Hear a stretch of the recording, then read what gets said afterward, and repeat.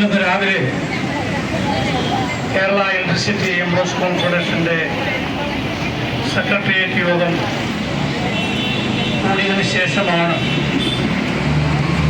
ഞങ്ങൾ ഈ സമരപന്തലിൽ എത്തിയിട്ടുള്ളത്. ആശാവർക്കർമാരുടെ സമരത്തെക്കുറിച്ച് ഇന്ന് കേരളം മാത്രമല്ല,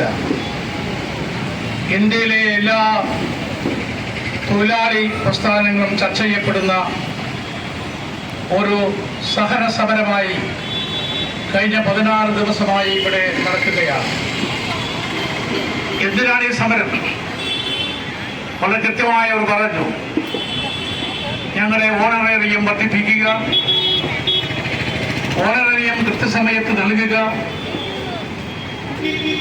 പിരിഞ്ഞു പോകുമ്പോൾ 5 ലക്ഷം രൂപ ഞങ്ങൾക്ക് നൽകുക തുടങ്ങിയിട്ടുള്ള ന്യായമായ അവകാശങ്ങൾ ഉന്നയിച്ചുകൊണ്ടാണ് കഴിഞ്ഞ 16 ദിവസമായി ഈ സെക്രട്ടറിയേറ്റിന് മുമ്പിൽ രാപ്പകൽ സമരം നടത്തിക്കൊണ്ടിരിക്കുന്നു. ഇപ്പോൾ ഞങ്ങൾ നിൽക്കുമ്പോൾ തന്നെ നല്ല കൊടും വെയിലത്താണ്. കുറച്ച് സമയം ഇവിടെ നിന്നാൽ പോലും ഇങ്ങനെ അധിക സമയം നിൽക്കാൻ കഴിയില്ല. ആ സമയത്താണ് നമ്മുടെ പ്രിയപ്പെട്ട സഹോദരിമാർ വെയിലും മഴയും മഞ്ഞും കൊണ്ട് രാപകലില്ലാതെ ഇവിടെ ഈ സമരം നടത്തിക്കൊണ്ടിരിക്കുന്നു. സമരത്തിൽ ഉന്നയിക്കപ്പെട്ട ആവശ്യങ്ങൾ എല്ലാവരും പറയുന്നു ന്യായമാണ് എന്ന്, ഗവൺമെന്റ് പറയുന്നു ന്യായമാണ് എന്ന്. എന്തുകൊണ്ട് ആ ന്യായം അംഗീകരിച്ചുകൂടാ എന്ന ചോദ്യത്തിനാണ് ആശാവർക്കർമാർക്ക് മറുപടി കിട്ടേണ്ടത്. ബഹുമാനപ്പെട്ട കേരളത്തിന്റെ മുഖ്യമന്ത്രിയും മന്ത്രിമാരുമൊക്കെ ഈ സമരത്തെക്കുറിച്ച് അറിഞ്ഞിട്ടുണ്ട്. മന്ത്രിമാർ പലരും ഈ സമരത്തിൽ നേതൃത്വം കൊടുക്കുന്ന നമ്മുടെ സഹോദരിമാരുമായി ആശയവിനിമയം നടത്തിയിട്ടുണ്ട്. അവർ ഈ കാര്യങ്ങളെല്ലാം ബഹുമാനപ്പെട്ട മുഖ്യമന്ത്രിയെയും മന്ത്രിമാരെയും അറിയിക്കുകയും വിശദീകരിച്ചു കൊടുക്കുകയും ചെയ്തിട്ടുണ്ട്. പക്ഷേ ഇതെല്ലാം കേൾക്കുന്നുണ്ടെങ്കിലും ഇതുവരെ ഒരു തീരുമാനം ഉണ്ടാകുന്നില്ല. നമുക്കറിയാം, നമ്മുടെ സംസ്ഥാനം കേരളത്തിൽ ബഹുമാനപ്പെട്ട സഹാവ് പിണറായി വിജയൻ മുഖ്യമന്ത്രിയായിട്ടുള്ള ഒരു ഗവൺമെന്റ് ഭരിച്ചുകൊണ്ടിരിക്കുകയാണ്.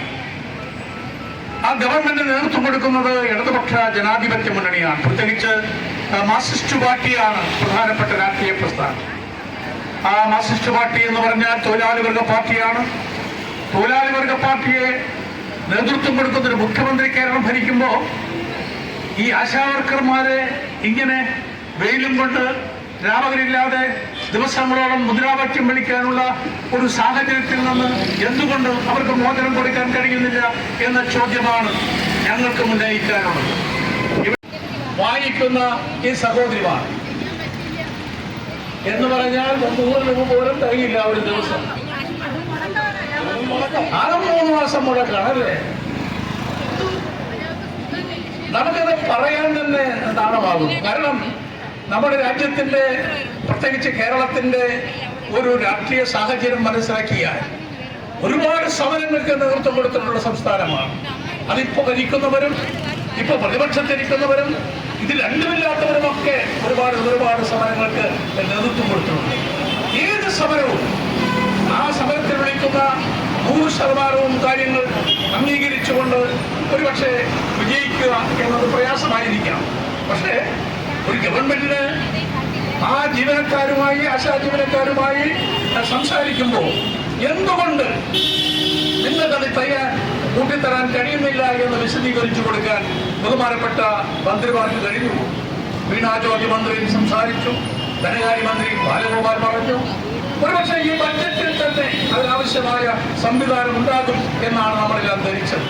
പക്ഷേ ഇന്ന് ഓരോ നേതാക്കന്മാരും ഒന്ന് പിന്തുണ പ്രഖ്യാപിക്കുമ്പോൾ ചിലതിനെ ഒന്ന് കൊഞ്ഞനം കുത്തുന്നുണ്ടോ, ചിലതിനെ തെറ്റായി വ്യാഖ്യാനിക്കുന്നുണ്ടോ. എന്തിനാണെന്ന് എനിക്കറിയില്ല. ബഹുമാനപ്പെട്ട ശ്രീ എളമരം കരീം, അദ്ദേഹം CITU എന്ന് പറയുന്ന മാർക്സിസ്റ്റ് പാർട്ടിയുടെ തൊഴിലാളി സംഘടനയുടെ സംസ്ഥാന പ്രസിഡന്റാണ്. അദ്ദേഹം പറയുന്നു, ഈ സമരം പാട്ടപ്പിരിവിന് വേണ്ടി ആണെന്ന് പറയാനുള്ള നാണക്കേട് ഒരു ഗവൺമെന്റിന് പിന്തുണക്കുന്ന തൊഴിലാളി പ്രസ്ഥാനത്തിന്റെ നേതാവിന് ഉണ്ടാകുന്നത് ഊഷ്ണമാണോ? ഈ പാവങ്ങളുടെ നടക്കുന്നത് പാട്ടപ്പിരിവിന് വേണ്ടിയിട്ടാണോ? ജീവിക്കാൻ വേണ്ടിയിട്ടുള്ള സമരമല്ലേ? തങ്ങളുടെ കുഞ്ഞുമക്കൾക്ക്, തങ്ങളുടെ കുടുംബങ്ങൾക്ക് സാധാരണഗതിയിൽ പാവപ്പെട്ടവന് കിട്ടേണ്ട മിനിമം കൂലിയെങ്കിലും കിട്ടാൻ ആശാവർക്കർമാർക്ക് അർഹതയില്ലേ? നമുക്കറിയാം, ആശാവർക്കർമാർ എന്ന് പറയുന്നത് ഒരു സേവനത്തിന്റെ മാർഗത്തിലൂടെ പോകുന്നവരാണ്. രാവിലെ മുതൽ വൈകിട്ട് വരെ അവർ വീടുകളിൽ കയറി ഇറങ്ങുന്നു. വീട്ടിലെ ജനങ്ങളുടെ കുടുംബാംഗങ്ങളുടെ വിശേഷങ്ങൾ അറിയുന്നു. അവരുടെ പ്രശ്നങ്ങൾ പരിഹരിക്കാനുള്ള മീഡിയേറ്റർമാരായി ആശാവർക്കർമാർ പ്രവർത്തിക്കുകയാണ്. അവര് രാവിലെ 10 മണി മുതൽ 5 മണി വരെ ഈ സെക്രട്ടേറിയറ്റ് ഇരിക്കുന്നവരെ പോലെ അല്ലല്ലോ അവർ പ്രവർത്തിക്കുന്നത്. രാവിലെ ഇറങ്ങിയാൽ വൈകിട്ട് വരെ, നേരം വെളുക്കുന്നവരെ, അർദ്ധരാത്രി പോലും ഒരു വീട്ടിൽ ആവശ്യത്തിന് വിളിച്ചാൽ ഓടിയെത്തുന്ന ആശാവർക്കർമാരെ ഇങ്ങനെ പുറന്തള്ളുന്ന ഒരു ഗവൺമെന്റ് ആരുടെ മനസ്സാക്ഷിയാണ് അംഗീകരിക്കുന്നതെന്ന് അറിയാൻ ഞങ്ങൾക്ക് ആഗ്രഹമുണ്ട്. അതുകൊണ്ട് ഈ സമരം എത്രയും പെട്ടെന്ന് അവസാനിപ്പിക്കാൻ ഗവൺമെന്റ് മുൻകൈയെടുക്കണം. ഈ സമരം പെട്ടെന്ന് അവസാനിപ്പിക്കാനുള്ള നേതൃത്വപരമായ പങ്ക് ബഹുമാനപ്പെട്ട മുഖ്യമന്ത്രി ഇടപെടണം. എന്തുകൊണ്ട് മുഖ്യമന്ത്രി ഇടപെടുന്നില്ല? ഈ സെക്രട്ടേറിയറ്റിലാണല്ലോ ബഹുമാനപ്പെട്ട മുഖ്യമന്ത്രിയുടെ ഓഫീസ്. അതിലൂടെ വരുന്നുണ്ടല്ലോ. ഈ സമരം കാണുകയും കേൾക്കുകയും വായിക്കുകയും ചെയ്യുന്നുണ്ടല്ലോ. അങ്ങനെ പാർട്ടി മാർക്സിസ്റ്റ് പാർട്ടിയാണല്ലോ. ആ പാർട്ടി ജനങ്ങളുടെ പ്രവർത്തിക്കുന്ന പാർട്ടിയാണല്ലോ. ഈ പാവപ്പെട്ടവരുടെ പ്രശ്നങ്ങൾ നിങ്ങളെ ചെവിയിലെത്തിക്കാൻ ആ പാർട്ടി പ്രവർത്തകന്മാർക്ക്, നേതാക്കന്മാർക്ക്, നിയമസഭാ സാമാജികന്മാർക്കൊക്കെ ഉത്തരവാദിത്തമില്ലേ? എന്തുകൊണ്ട് ആ ഉത്തരവാദിത്തം നിങ്ങൾ നിർവഹിക്കുന്നില്ല എന്ന ചോദ്യത്തിന് മറുപടി പറഞ്ഞേ പറ്റൂ. ഞാൻ ദീർഘമായി കടന്നു പോകുന്നില്ല. ആശാവർക്കർമാർ നടത്തുന്ന ഈ രാപ്പകൽ സമരമല്ലോ, അത് മഹാത്മാഗാന്ധി പറഞ്ഞു തന്ന മാർഗത്തിലൂടെയാണ്. സഹന സമരമാണ് നടത്തുന്നത്, സത്യാഗ്രഹ സമരമാണ് നടത്തുന്നത്. മഹാത്മാഗാന്ധി പറഞ്ഞു തന്ന സത്യാഗ്രഹ മാർഗത്തിലൂടെ ഈ സമരം നടത്തുന്നവർക്കെതിരെ കേസെടുക്കുമ്പോഴും ഒരു ഗവൺമെന്റിന്റെ മേഖലയാണ്. ഇവരെല്ലാം അറസ്റ്റ് ചെയ്ത് അകത്താക്കുമ്പോഴും ഒരു ഗവൺമെന്റിന്റെ മേഖലയാണ്. അകത്താക്കുകയല്ല, തല്ലുകൊള്ളുകയല്ല, ഞങ്ങളുടെ ആവശ്യങ്ങൾ നേടിയെടുക്കുന്നവരെ ഈ സമരം ഉൾക്കൊണ്ടുപോകില്ല എന്ന് ദൃഢനിശ്ചയമെടുത്തുകൊണ്ട് ഇവിടെ പ്രാധാന്യോജ്വലമായ ഈ സമരം നടത്തുന്ന സഹോദരിമാരുടെ ഒപ്പം ഞങ്ങളുമുണ്ട് എന്നറിയിക്കാൻ വേണ്ടിയാണ് ഞങ്ങൾ എത്തിയിട്ടുള്ളത്. തീർച്ചയായും ഈ സമരത്തിന്റെ ഓരോ ദിവസവും മുന്നോട്ട് പോകുമ്പോൾ ഞങ്ങളുടെ സഹപ്രവർത്തകന്മാർ ഇവിടെ ഉണ്ടാകും, നിങ്ങളുടെ കൂടെ ഉണ്ടാകും.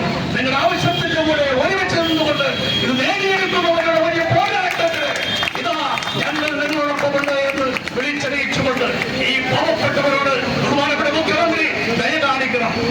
ഈ പാവപ്പെട്ട സഹോദരിമാരോട് നിങ്ങൾ കാരുണ്യം കാണിക്കണം.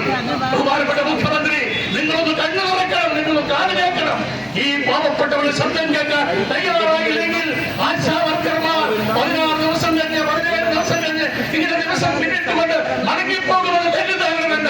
എല്ലാ പ്രസ്ഥാനങ്ങളെയും സഹകരണത്തോടുകൂടി അംഗീകരിക്കാൻ പോകുന്ന ഓരോ സമരത്തിന് നേതൃത്വം കൊടുക്കാൻ ഞങ്ങൾ നിങ്ങളോടൊപ്പം ഉണ്ടാകുമെന്ന് മാത്രം വിനീതമായി ഉറപ്പിച്ചുകൊണ്ട് എന്റെ സഹോദരന്മാർ നടത്തുന്ന ഉജ്ജ്വലമായ സമരത്തിന് എന്താണ്, എങ്ങനെയാണ് ഞങ്ങൾ പിന്തുണ നൽകേണ്ടത് എന്നറിയില്ല.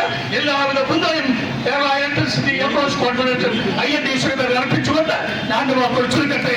നമസ്കാരം. ജയ് ഭാരത്.